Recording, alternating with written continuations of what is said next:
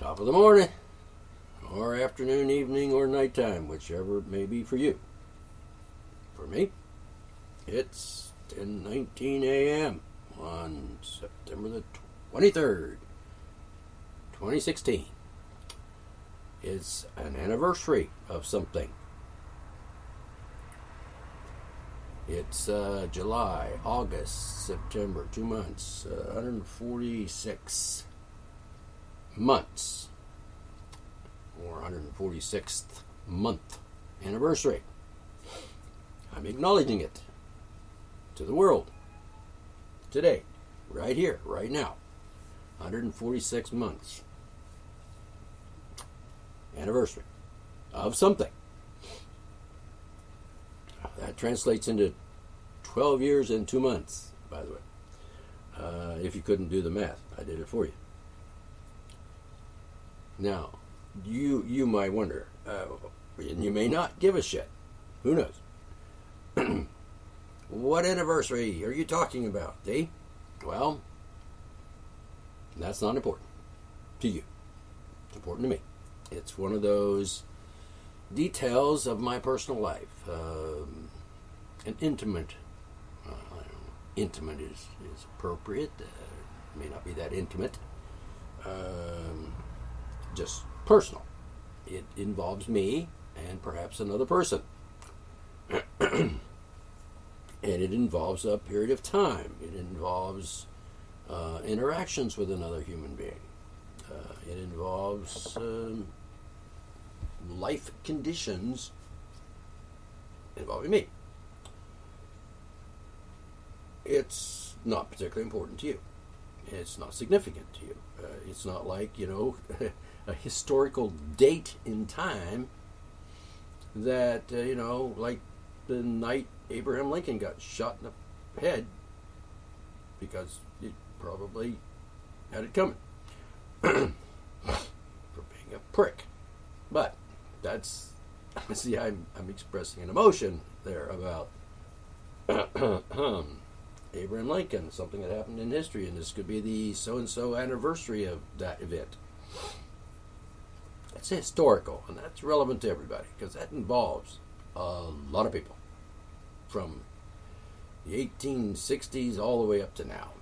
People are still affected by what went on in those days.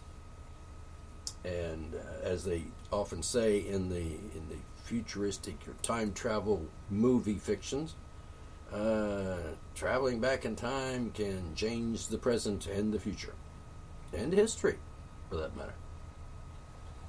If you travel back 100 years and you do something on a particular day at a particular moment, and you change the entire history of humanity or the planet or whatever, just, butterfly effect, I guess. And you change things. Well, in the first place, if you travel back in time, you've changed things just by traveling back in time. Because you're back there, say 100 years ago or 50 years ago or some time before you were born. That puts you in a different time zone. And that in itself changes the entire dynamic. Well, not necessarily the entire dynamic. Changes the dynamic of that time that you went back to. Let's say 8:31 a.m. 1947 or 1847. And that moment changed, because at that moment, at least relevant to you and the environment that you go back to, like, let's say a hospital. Let's say I go back to the day I was born, to the exact moment of my birth, and bingo, I'm there in my brain of today, knowing what I know now. I'm assuming if you travel back in time, you keep your present memories and you take them with you, and probably all of your flaws, blemishes, and physical impairments.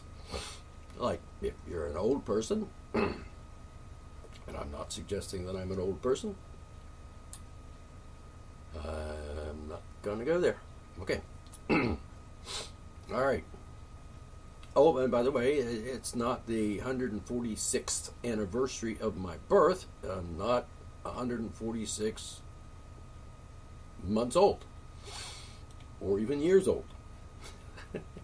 You know what? I'd like to live that long. I'd like to be able to say, hey, I'm celebrating my 151st birthday, year-wise. Yeah, I'd like to be around. I'd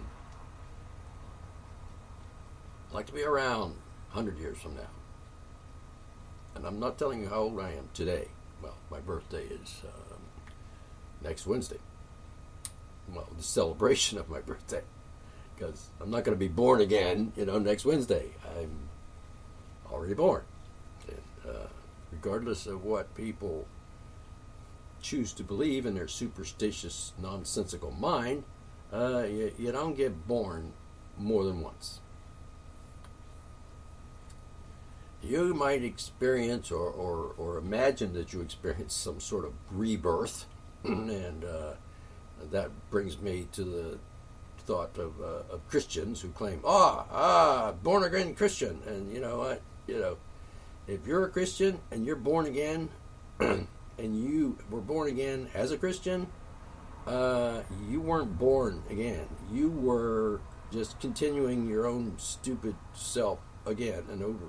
It's the same old continuation of stupid shit. You weren't born again. You haven't been born yet, perhaps. Because your brain is still like empty. It's full of nonsense, mythological nonsense. So hey, and guess what? If you got a problem, see, there's this ad hominem. I like that word, but I don't like that. It's a love-hate relationship with that word, ad hominem. But anyway, it's 146th month anniversary of it's none of your business. I'm not looking for any congratulations or congratulatory accolades or whatever. It's just a historical present day fact that it's the period of time celebrating that particular event that many months ago. And all of the life and experiences and relationship circumstances from that day till now. And I'd like to say that it's been 100% enjoyable. To some degree it was 100% enjoyable. As far as the subject of the anniversary is concerned. I didn't say person. I didn't say object. It's subject.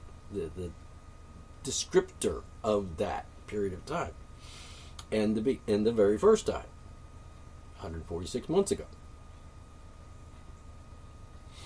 Today.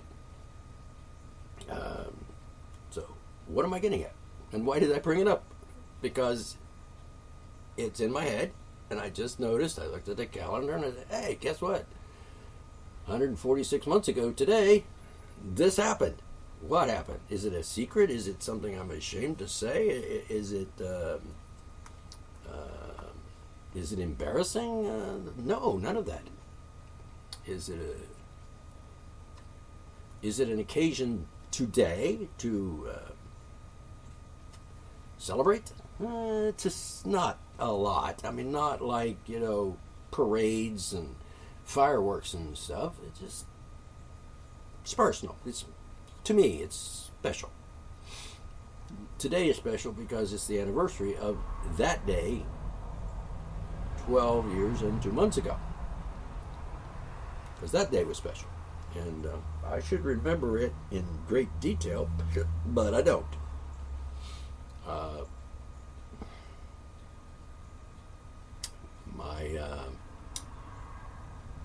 My woman my companion, my best friend, my lover, well, I could just keep using words to describe her, my mistress, my wife,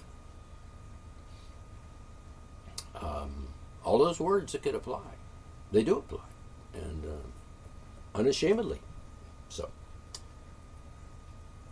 The thing about words is, people think they know what those words mean, but unless you've actually studied words, if you have not been a semanticist or a semantic, and and understand and have some education, or a considerable amount of education in regards to the words, English words particularly, if you're an English-speaking person. If you can unequivocally qualify as an expert on the subject of words, usage of words, the meanings of words, then you may not understand what certain words mean. You may be totally mistaken about that. You may actually believe, for example, and hey, I can say it because, hey, freedom of speech and all that, and I'm not afraid to say it because there's nothing to be afraid of. There's no reason to be ashamed of saying a word if you know what the word means and you use it properly as it is intended to be used. Like if you use it correctly, like this is a word, and I'm saying this word because I know what it means, and I mean to tell you that I'm telling you, and as the word means. The word describes something, an idea that I want to tell you. So let's take a word, and it should start with A. Any number of words qualify. There's a lot of words in the dictionary, and let's start with A. Do I want to start with A, or do I want to go to a word that's a little bit more controversial?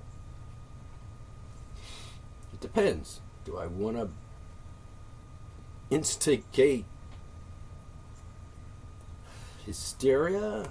Do I want to create the circumstances and environment that will create, bring out the mob mentality of my listeners?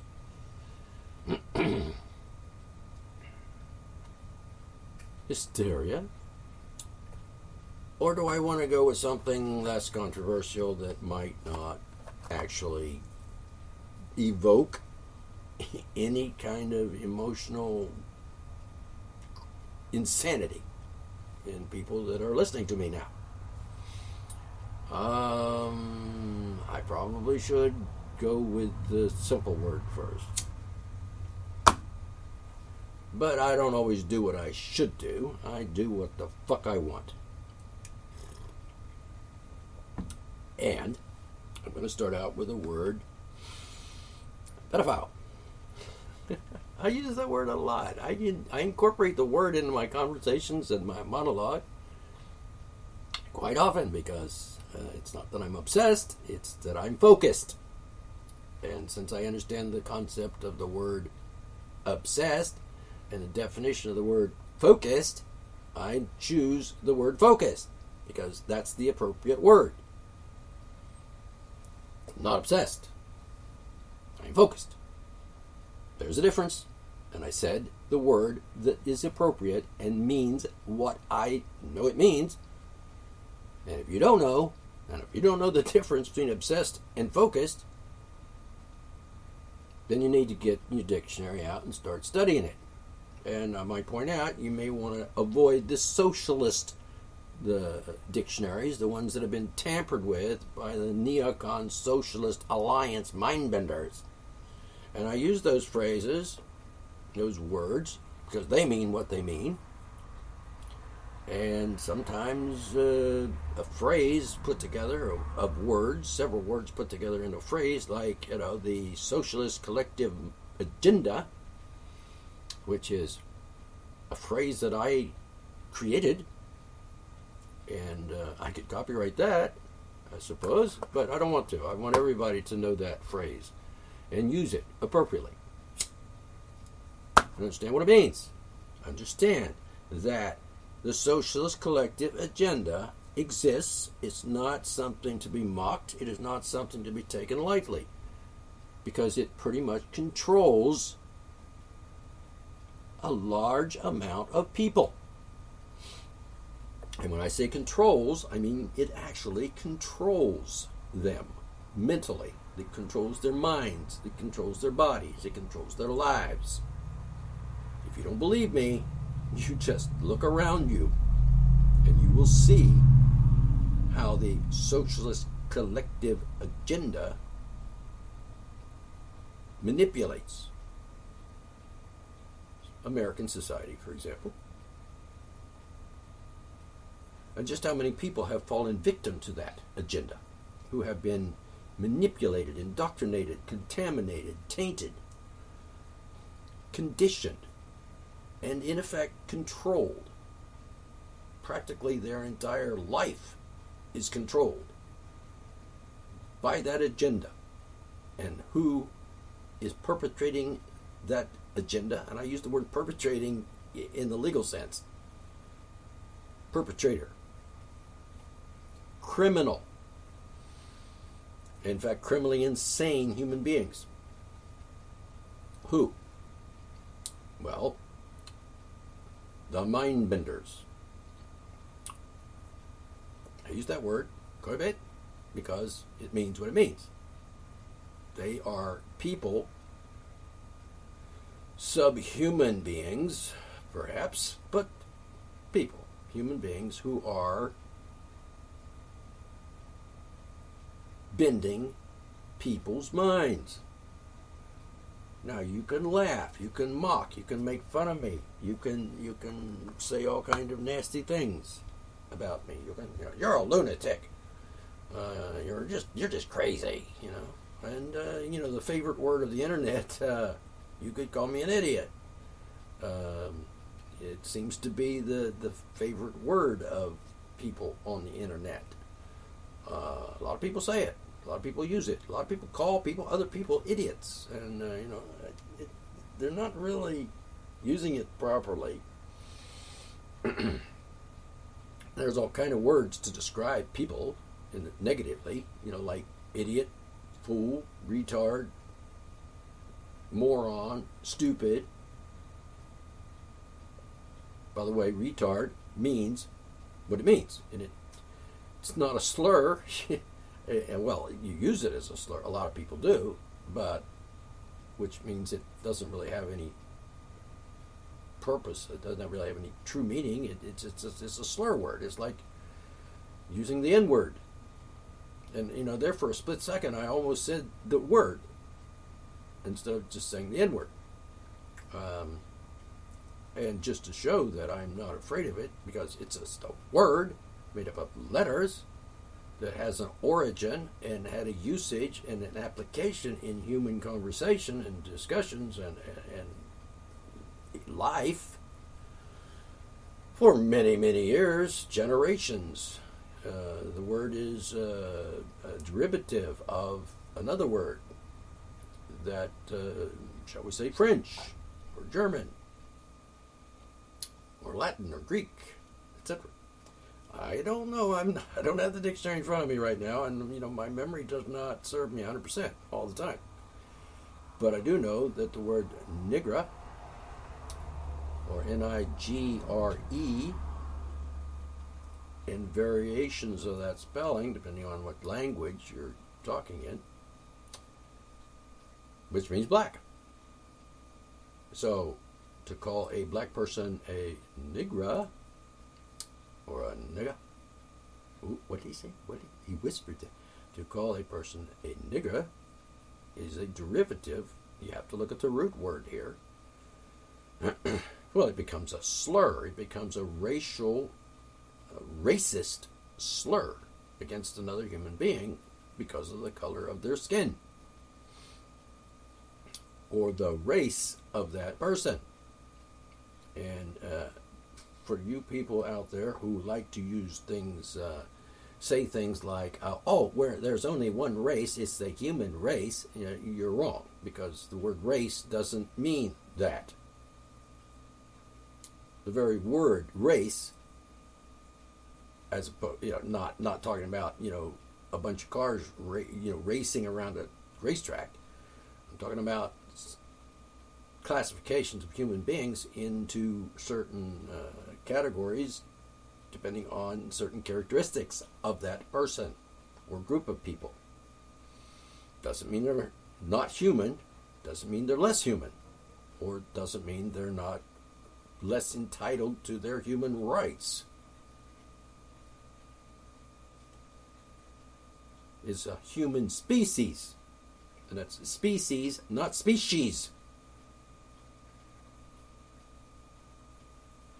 Gives me cold chills up my spine when I hear people say species.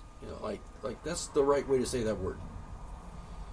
I had an uncle.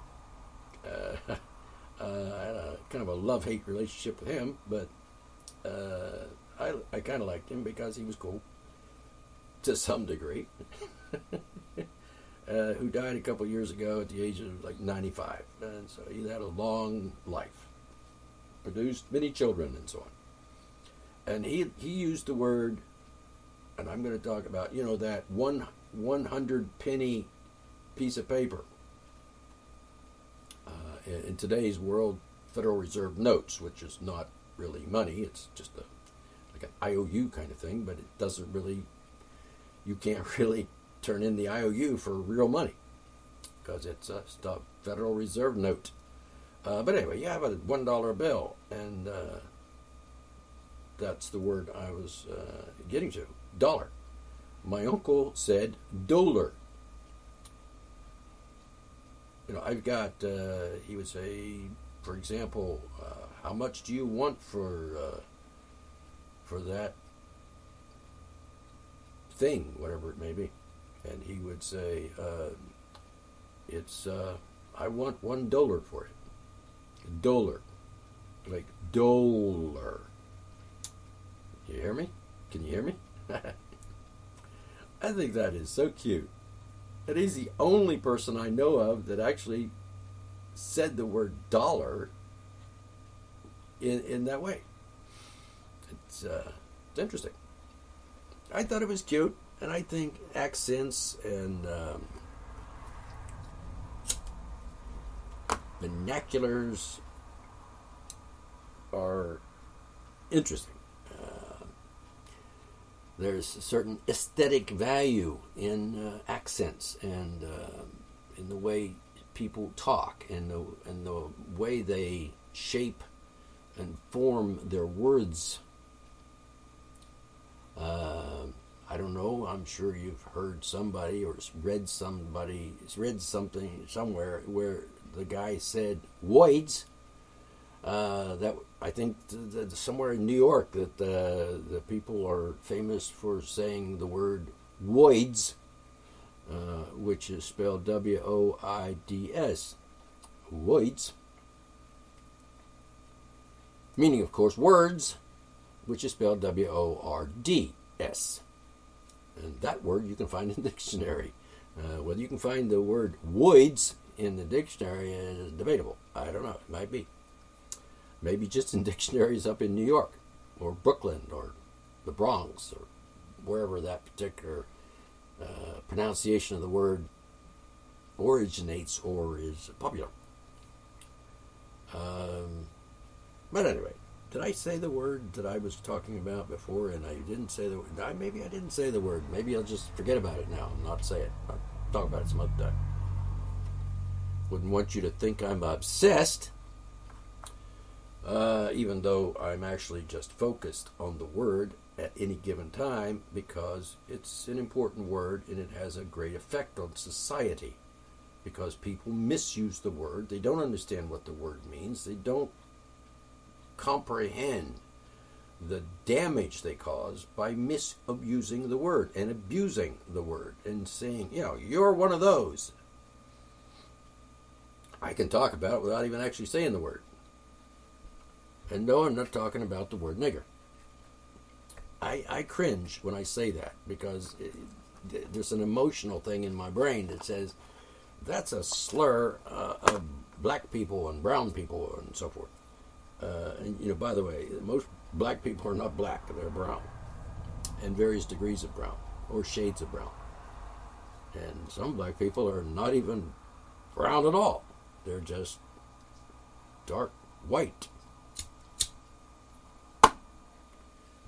If they're beige, Caucasian is a word that describes the skin color of white people, and I find that weird because I've never actually gone to like the paint store, and I'm an artist and I paint. I use oil paints and acrylics and so on. And I used to be a house painter, so I probably still am a house painter, even though I don't paint houses anymore for a living. But I've never seen the color Caucasian on a tube of paint. I'm not saying that it's not so. I'm not saying there isn't a tube of paint produced by, like Winsor Newton that doesn't have, like, the word Caucasian on it to describe the color in the tube. I've seen skin tone on labels of acrylic paint. And it's not a universal skin tone. You might have to lighten it or darken it depending on what person you're painting and what color you're trying to represent, say, the skin tone of a particular person. If you're doing a portrait of someone, for example. And I don't always worry about that. Sometimes I just paint people in, beige or white. In contrast, black and white. Sometimes I just paint people red. Or green, or, whatever color suits that particular picture or image. So, Caucasian, I'm not, it seems like that is so specific. It applies only to Caucasian people,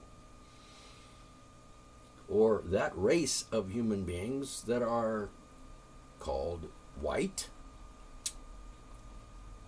or on Star Trek Enterprise, the alien called Jonathan Archer, pink skin.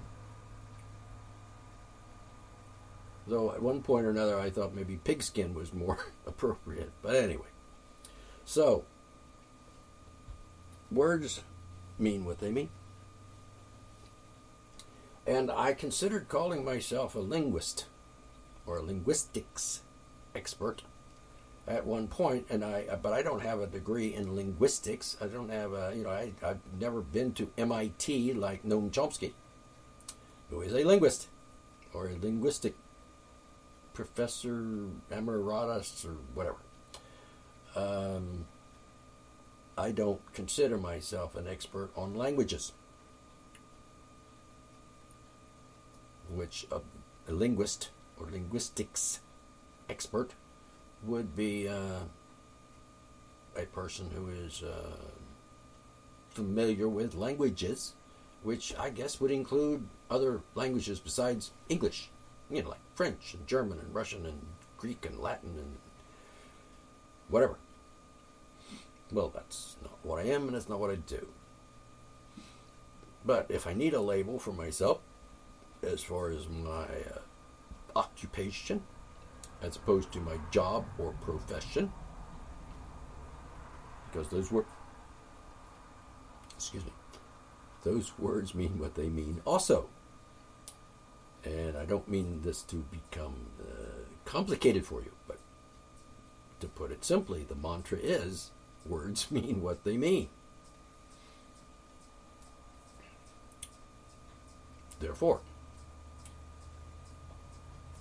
they do. Because they do. It's not my opinion.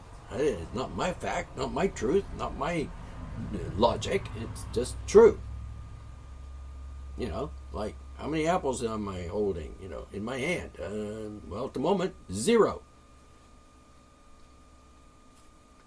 But if my best friend and companion does what I ask her to today when she goes shopping at the grocery store, she's going to pick me up an apple and bring it to me, and I'm going to hold it in my hand at some point before I eat it.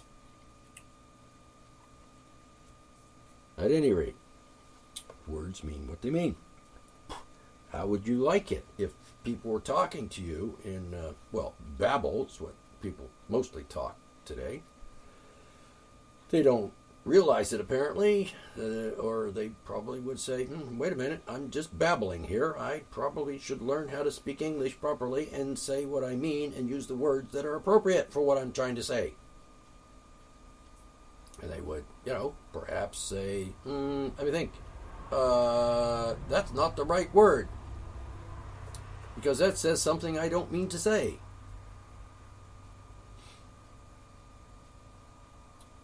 I'm going to call a white person black.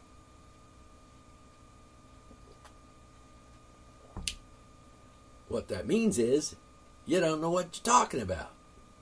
And if you want to go around talking in babble and, you think, well, because the words sound familiar and you think you have an idea about what the words mean and you put them together in a sentence,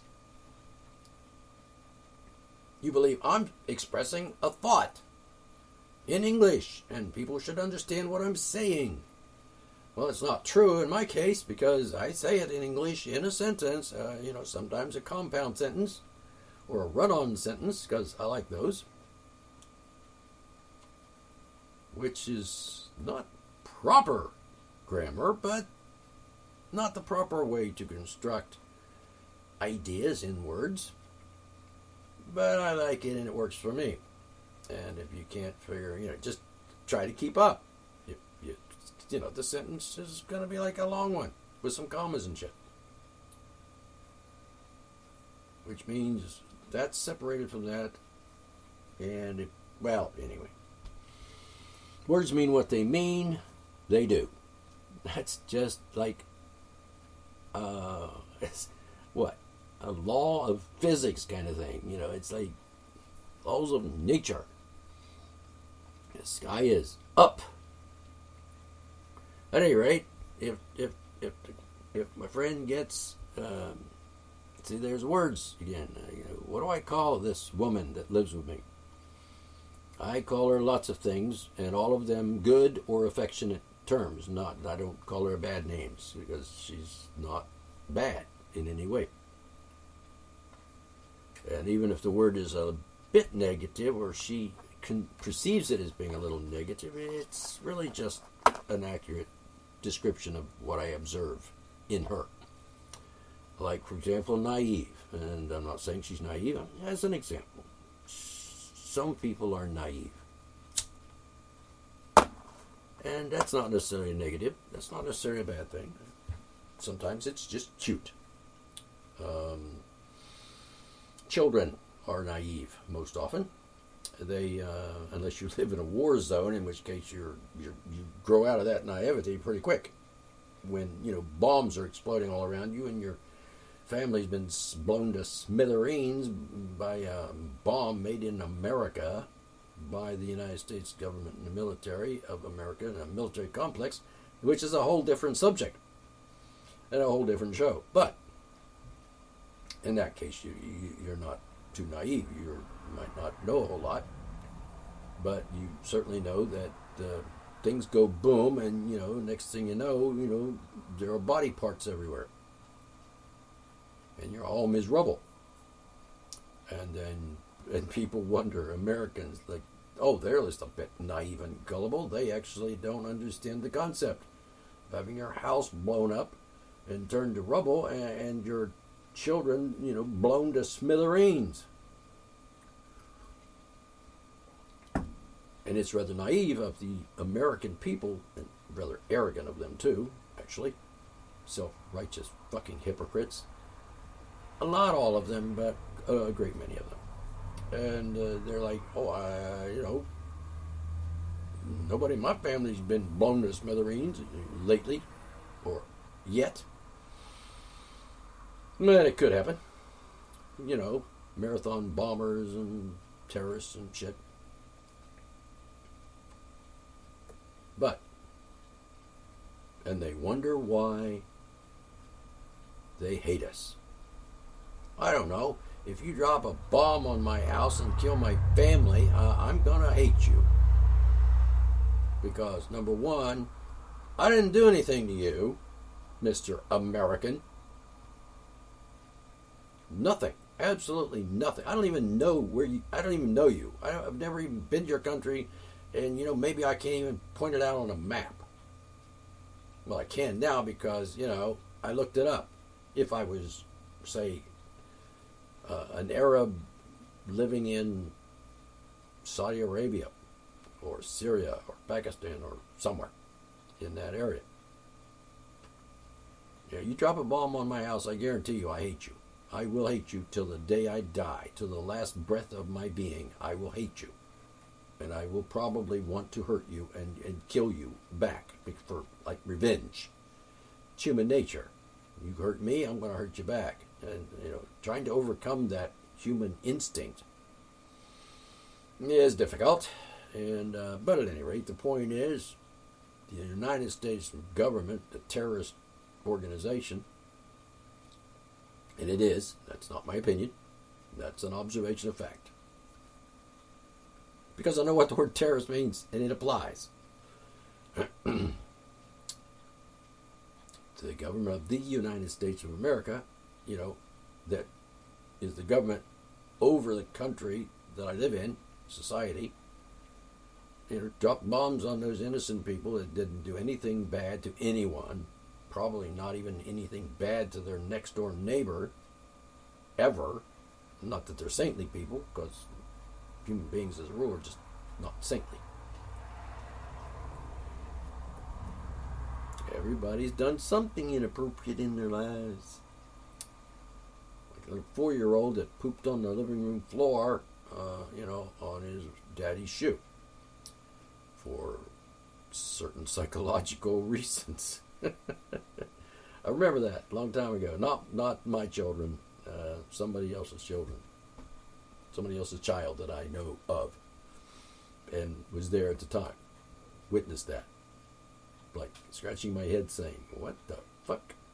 But then, you know, intellectual inquiry kicked in and I tried to analyze what had happened and why did it happen in front of me. Anyway, we came to a conclusion, the mother and I, who I wasn't related to. She was a client of mine or customer of mine who hired me to do certain labor around her house. I was in the general contracting business at the time, and I was working in her house, and I happened to be there in the house and witnessed this event. And she was thoroughly embarrassed for herself and her son, and I don't blame her, but I didn't take it too bad. I just, you know, didn't really consider it too much of a big deal, except that the story behind it that she explained to me in English so that I understood exactly what it was, why it was, and why he did it, and so on. We won't get into the details, that's not the point. Words mean what they mean. I keep saying that. That's not my opinion. That's an accurate description of words. They do mean what they mean. If you take a word and you look at where did that word come from? Well, in my case, I invent words, which I'm allowed, because, words are all invented, all of them, by somebody or some group of buddies somewhere. And people that make dictionaries try to, you know, give us accurate definitions of these words. And the source, like an English word, which we accept as common and call it an English word, actually originated out of the Greek or from Germanic languages or the French tongue, etc. So, words are important. Using them properly is important. If you don't care, then, big deal. If you want to talk babble, that's fine with me. Don't expect me to understand you. And I can speak babble if I choose to. In fact, I speak 6 languages, and I write 6 languages. And I even understand 6 languages. All 6 of which are English. That is to say, variations of English. Among those is hillbilly, which I'm fond of. I live in and near hillbilly country. Not Kentucky or Tennessee, but near there.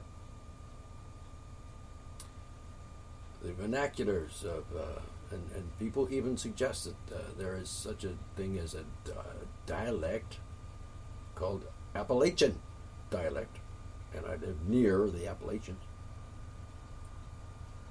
So, all that started with me saying 146th month anniversary, and kind of just rambled on, flowed through the whole 42 minutes there. Just time sure did fly, because I thought I was just starting this out and had plenty of time. But I see that my time is about up for this segment, and I'm going to have to stop here.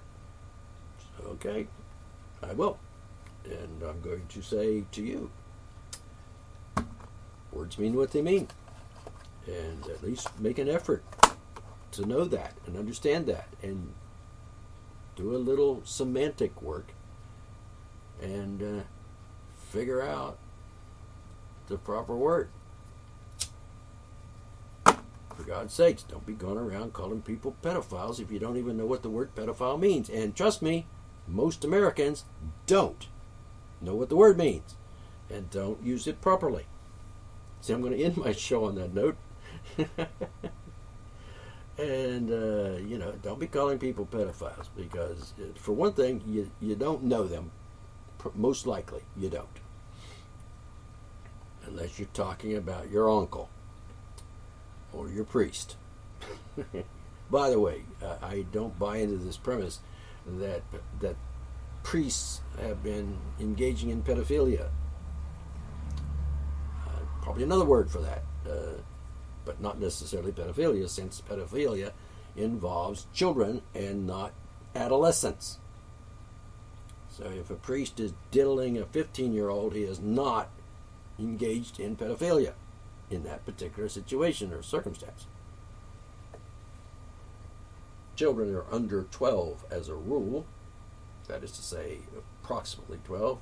Whenever puberty sets in, bingo, they've transitioned from child to adolescent.